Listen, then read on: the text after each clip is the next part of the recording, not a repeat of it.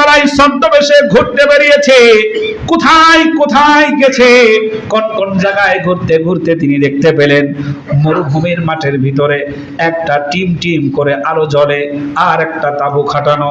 হযরত ওমর তার কাছে গেলেন, কাছে যাওয়ার পরে শুনতে পেলেন তার ওই তাঁবুর ভিতরে একজন প্রসূতি মহিলা, বাচ্চা হবে এমন মহিলা চিৎকার করছে আর কাঁদছে।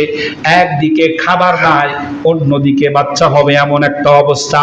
আল্লাহ রাব্বুল আলামিনের নবীর সাহাবী হযরত ওমর ইবনুল খাত্তাব দৌড় দিয়ে বাড়িতে চলে আসলেন। বাড়িতে আসার পরে স্ত্রীকে বললেন, একজন প্রসূতি মহিলা আছে, প্রসব বেদনায় কষ্ট পাচ্ছে, সেখানে তোমাকে যেতে হবে তার সাহায্য করার জন্য। হযরত ওমর ইবনুল খাত্তাব রাদিয়াল্লাহু তাআলা আনহুর স্ত্রী রাজি হয়ে গেলেন। কি হয়ে গেলেন? রাজি হয়ে গেলেন। কার বউ? আপনারা কি কথা মাথায় নিচ্ছেন? কার